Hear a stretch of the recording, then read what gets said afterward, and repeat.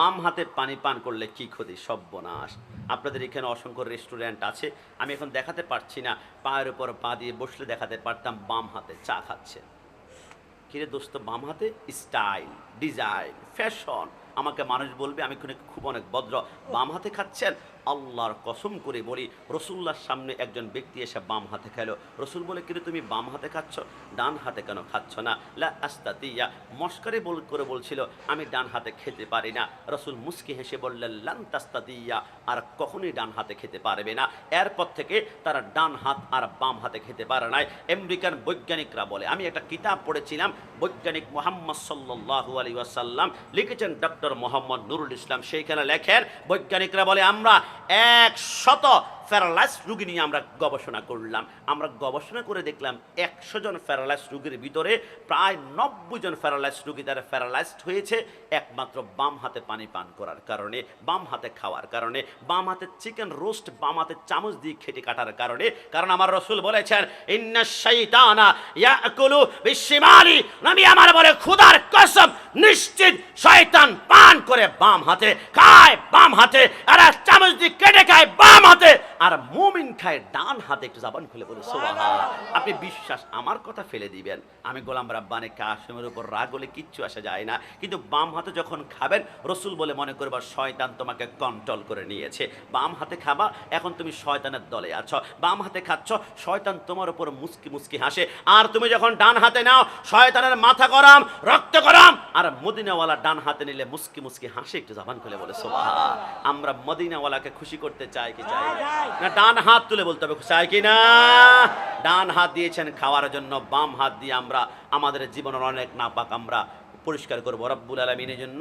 আমরা ডান হাত দিয়ে সর্বোচ্চ খাওয়ার চেষ্টা করবো, সবাই বলি ইনশাআল্লাহ। সর্বশেষ যে হুজুর মেয়েদের নাক কান ছেদন করা হয় কেন? মেয়েদের নাক এবং কান সুন্দর, এগুলোকে কেন আবার ছিদ্র করা হবে? এইখানে কেন ছিদ্র করা হবে? কারণ কি, ইব্রাহিম আলাইহিস সালাম প্রথম বিবাহ করলেন হযরতে সারা আলাইহিস সালামকে। 89 বছর হয়ে গেল, রব্বি হাবলি মিনাস সলিহিন, একটি সন্তান হয় না। 89 বছরে পরে মা সারা বলল, স্বামী আমার মন খারাপ করবেন না, আপনি আরেকটা বিবাহ করেন, দেখেন না একটা সন্তান আসে কিনা। বিবাহ করলো হযরতে হাজরা আলাইহিস সালামকে, সন্তান আসলো। আপনারা খেয়াল করবেন, যে স্ত্রীর ঘরে সন্তান আসবে অটোমেটিকলি এই স্ত্রীর দিকে স্বামীর একটু মহাব্বত ভালোবাসা বেড়ে যাবে। কিন্তু প্রক্ষান্তরে কোন নারী সব ভাগ করতে পারে, কিন্তু একজন স্বামীর ভাগ অন্য স্ত্রীকে দিতে স্ত্রীরা নারাজ। এটা সম্ভব নয়। এই কথা বলার পরে হযরতে সারা দেখলো এখন হাজরাকে বেশি ভালোবাসতে শুরু করলো। ইসমাইল আগমন করেছে, ইসমাইলকে যতবার দেখতে যায় হযরতে হাজরার সাথে প্রেম আলাপ ততই বেড়ে যায়। হযরতে সারা সহ্য করতে পারলো না। কাসাসুল আম্বিয়ার মধ্যে আল্লামা তাহের সুরাটি রাহমাতুল্লাহ আলাইহি লেখেন, এবার ইব্রাহিম আলাইহিস সালাম 6 মাসের জন্য তিনি চলে গেলেন সিরিয়ার মধ্যে ব্যবসায়িক কাজে। হযরতে সারা চিন্তা করলো, হাজরাকে যাতে করে আর সুন্দর না লাগে, অসুন্দর লাগে, এমন কিছু করতে হবে যাতে করে ভালোবাসা ওই দিক থেকে আমি সারার কাছে চলে আসে। একটা লোহার লম্বা শিক চিকন করে গরম করে হযরতে হাজরার ঘরে ঢুকে তার 2 কানের লতির মধ্যখানে 2টা করে ছিদ্র করে দিল, আর নাকের মধ্যে ছিদ্র করলো। উদ্দেশ্য কি?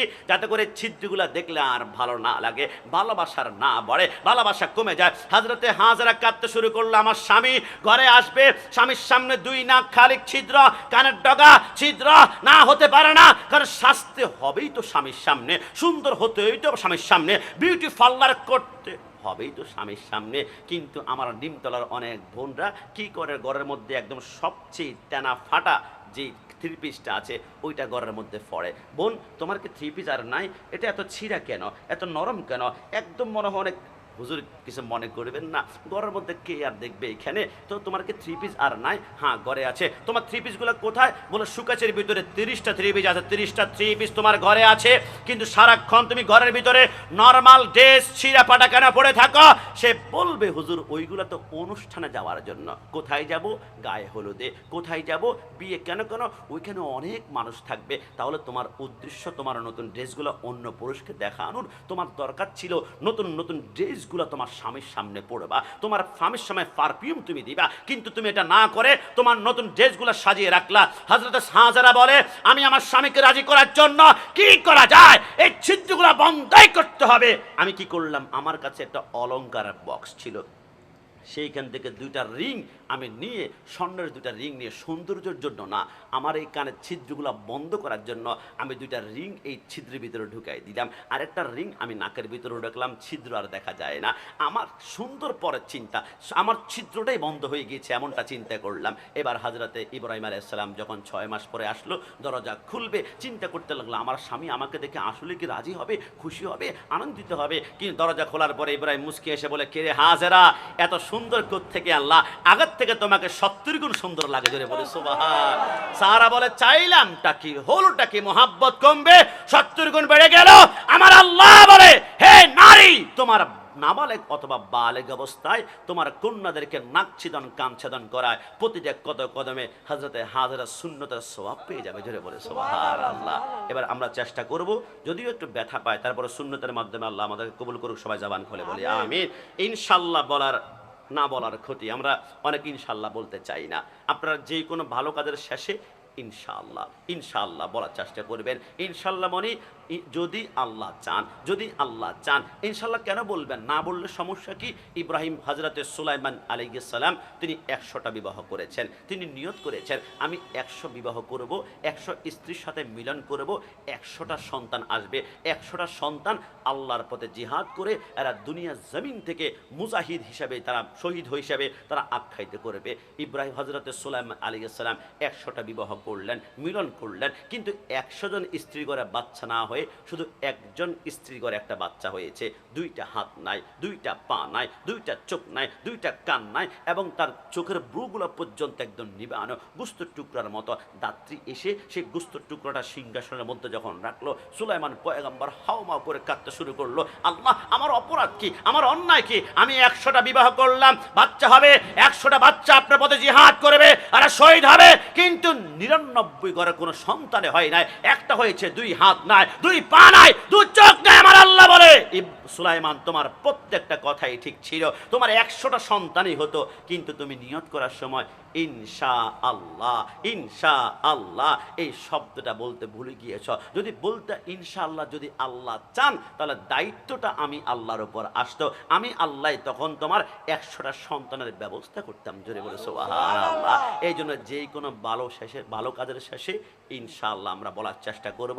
ইনশাআল্লাহ যখন বলবেন, আপনার ডান পাশে আর বাম পাশে, সামনে পিছনে আমার হলো 19 জন ফেরেশতা নিযুক্ত করবেন। হে ফেরেশতা, আমার বান্দা ইনশাআল্লাহ বলে ঢাকা কারণ বাজারে যাবে, একটা কাজ আছে, ওই কাজটা করে আগামীকাল আসবে। ফেরেশতা, তোমাদের দায়িত্ব আমার বান্দা ঘর থেকে বের হয়ে কারণ বাজারে কাজটা শেষ না করে আসা পর্যন্ত, ঘরে আসা পর্যন্ত তোমরা নিরাপত্তা প্রদান করবে। জোরে বলে সুবহানাল্লাহ। এই জন্য আমরা যে কোনো ভালো কাজের শেষে ইনশাআল্লাহ বলার চেষ্টা করব। সর্বশেষ আমার প্রশ্ন, শুধু তাওয়াক্কালতু আলাল্লাহ বলা যাবে কিনা? আমরা যে কোনো কাজের শেষে প্রথমে আমরা বলি কি, তাওয়াক্কালতু আলাল্লাহ আরম্ভ করলে আল্লাহর উপর ভরসা, তুমি যাও। কিন্তু আপনি খেয়াল করেছেন, আজ থেকে 30 বছর আগে আমার মা বোনরা বলতে, আমি আমার কথা বলি, আমার মা আমার বাবা যখন ঘর থেকে বের হতাম, আল্লাহ রাসূলের হাওলা, আল্লাহ রসুলের হাওলা, আল্লাহ রসুলের হাওলা, আল্লাহ এবং রসুলের হাওলা। কিন্তু বর্তমান শুধু তাওয়াক্কালতু আলাল্লাহ বলা হয়। আপনারা চেষ্টা করবেন তাওয়াক্কালতু আলাল্লাহি ওয়া রাসূলি, আল্লাহ এবং রসুলের তাওয়াক্কুল করব। কারণ পবিত্র কোরআনে 38খানা আয়াত আছে, আতিউল্লাহ ওয়া আতিউর রসুল, আতিউল্লাহ ওয়া আতিউর রসুল। যেখানে আল্লাহ সেইখানে মুহাম্মদ রাসূলুল্লাহ, যেখানে আল্লাহ সেইখানে মুহাম্মদ রাসূলুল্লাহ। এই জন্য যে কোনো বিষয়ে আমরা তাওয়াক্কালতু আলাল্লাহি ওয়া রাসূলি বলার চেষ্টা করব। রব্বুল আলামিন আমাদের আজকের এই মাহফিলের প্রত্যেকটা মুহূর্তকে কবুল করুক। সবাই জবান খুলে একবার বলি আলহামদুলিল্লাহ, আরো জবান খুলে আলহামদুলিল্লাহ। কি আলহামদুলিল্লাহ বলতে কষ্ট হচ্ছে? কি খারাপ লাগছে? চট্টগ্রামের সবচেয়ে বড় হসপিটালের নাম হচ্ছে এভার কেয়ার হসপিটাল।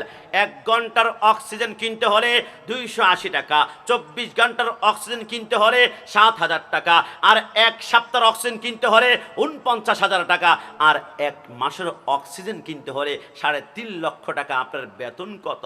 20,000, 30,000, 50,000। মাস শেষে যদি আমার আল্লাহ বলে, বান্দা 3.5 লক্ষ টাকার অক্সিজেন গ্রহণ করেছ, আমার বিল দাও, আমি ফকির হয়ে যাব। কিন্তু আল্লাহ কত বড় মেহেরবান, আল্লাহ আমাদের কাছে বিনিময় চায় না। আমার আল্লাহ বলে, তোমরা বেশি বেশি শুকরিয়া আদায় করো। হাত দিয়েছে, পা দিয়েছে, বোবা লোকে চলতে পারে বলতে পারে না, পঙ্গু লোকে বলতে পারে চলতে পারে না, কানা লোকে শুনতে পারে দেখিতে পারে না, কালা লোকে দেখিতে পারে শুনতে পারে না। তুমি যদি তাদের চেয়ে একটু ভালো থাকো, তবে কেন শুকরিয়াটা আদায় করো না? বলুন না, তবে কেন শুকরিয়াটা আদায় করো না? চোখ দুটো দিল দেখিতে তোমায়, শুনতে দিল কান, জিহ্বা দিল স্বাধীনিতে আর নাকে সুগরান। ডান হাত তুলে বলো ঠিকিরা। চোখ দুটো দিল দেখিতে তোমায়, শুনতে দিল কান, জিহ্বা দিল স্বাধীনিতে আর নাকে সুগরান।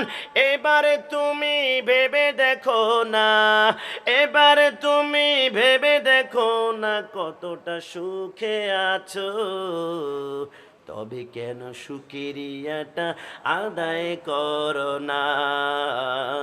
তবে কেন শুকরিয়াটা আদায় করো না? চিৎকার মেরে ভলিউমটা 100% নিয়ে ডান হাত তুলে একবার বলি আলহামদুলিল্লাহ। রব্বুল আলামিন আজকের মাহফিলের প্রত্যেকটা ভাইদেরকে কবুল করুক। 1 টাকা থেকে শুরু করে 1000 টাকা পর্যন্ত যারা দিয়েছে, আমি যদিও নাম না জেনে, ইন্নাল্লাহ আলা কুল্লি শাইইন কাদির।